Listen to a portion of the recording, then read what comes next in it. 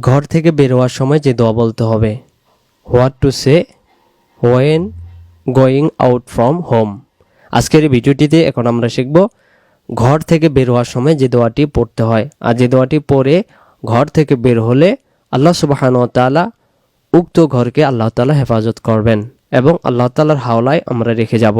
তাহলে উক্ত দোয়াটি আমরা আজকে মুখস্থ করব ভিডিওটি দেখে দেখে। ভিডিওটি খুবই গুরুত্বপূর্ণ, অবশ্যই মুখস্থ করে বের হবেন ভিডিওটি থেকে।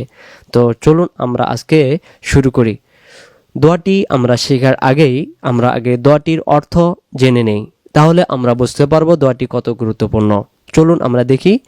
অর্থ হলো, আমি আল্লাহর নামে আল্লাহর উপর ভরসা করছি।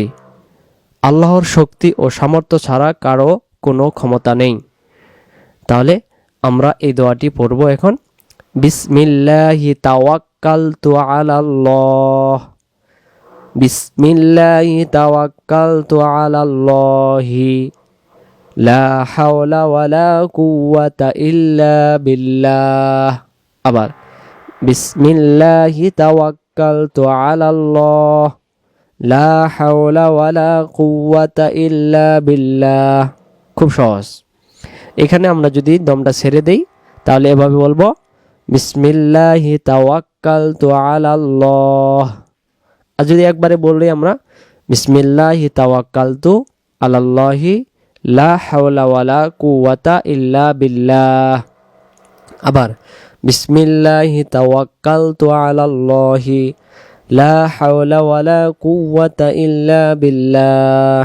আরেকবার বিসমিল্লাহি তাওয়াক্কালতু আলাল্লাহি লা হাওলা ওয়ালা কুওয়াতা ইল্লা বিল্লাহ। তার মানে আমরা আল্লাহ তাআলার উপরে সমর্থ করে আমরা ঘর থেকে বের হয়ে গেলাম। আল্লাহ তাআলা উক্ত ঘরকে হেফাজত করবেন। আল্লাহ তাআলা আমাদেরকে উক্ত দোয়া পড়ে ঘর থেকে বের হওয়ার সময় এটা পড়ার মনে রাখার, যেন যখন বের হবো বিসমিল্লাহি তাওয়াক্কালতু আলাল্লাহ লা হাওলা ওয়ালা কুওয়াতা ইল্লা বিল্লাহ। আল্লাহ সুবহানাহু ওয়া তাআলা আমাদেরকে এটি পড়ে পড়ে আমল করার তৌফিক দান করুক। আমিন। আসসালামু আলাইকুম ওয়া রাহমাতুল্লাহ।